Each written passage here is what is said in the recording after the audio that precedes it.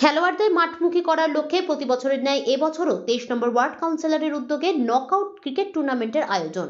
শুক্রবার সকাল 10টা নাগাদ ওয়ার্ডের কুলদীপ মিশ্র ময়দানে বর্ণাঢ্য মিছিলের মধ্য দিয়ে উদ্বোধন করা হয় ক্রিকেট টুর্নামেন্টের। উপস্থিত ছিলেন ইংরেজবাজার পৌরসভার 22 নম্বর ওয়ার্ড কাউন্সিলর বাবলা সরকার, স্থানীয় কাউন্সিলর সুজিত সাহা, 27 নম্বর ওয়ার্ড কাউন্সিলর পূজা দাস সহ ওয়ার্ড কমিটির অন্যান্য সদস্যরা। সুজিতবাবু জানিয়েছেন, ওয়ার্ডের বিভিন্ন এলাকা থেকে 11টি দল অংশগ্রহণ করেছে নকআউট ক্রিকেট টুর্নামেন্টে। আগামী রবিবার কুলদীপ মিশ্র ময়দানে অনুষ্ঠিত হবে চূড়ান্ত পর্যায়ের প্রতিযোগিতা। চ্যাম্পিয়ন দলকে নগদ 25,000 টাকা এবং ট্রফি প্রদান করা হবে। পাশাপাশি রানার্স দলকে আর্থিক 15,000 টাকা পুরস্কার ও ট্রফি প্রদান করা হবে। বর্তমান সমাজে যুবকরা যাতে নেশায় আসক্ত না হয়ে পড়ে, সেই কারণে প্রতি বছর এলাকার খেলোয়াড়দের নিয়ে ক্রিকেট টুর্নামেন্টের আয়োজন করা হয়।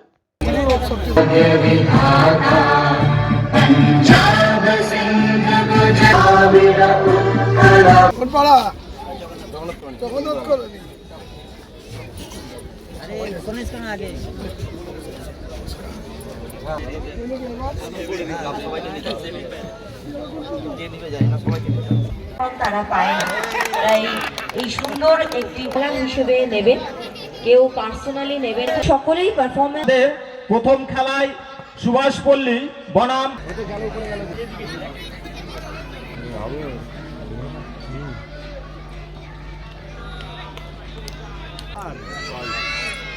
চুটকি ধুল চটাবে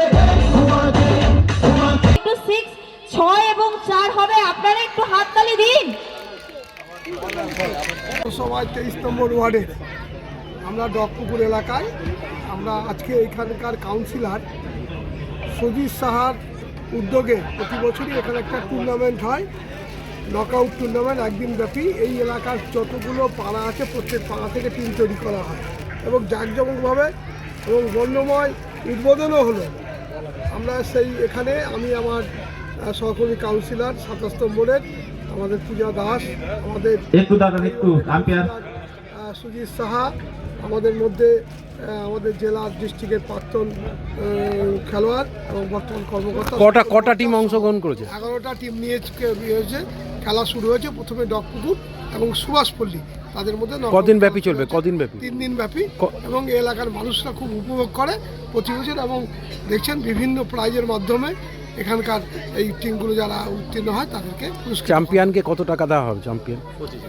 চ্যাম্পিয়নকে 25,000 টাকা দেওয়া হয় এবং ব্যক্তিগত অনেক ইভেন্টেই বোলার, ব্যাটসম্যান তাদেরও বিভিন্ন পুরস্কার আছে, রানার্সেরও আছে।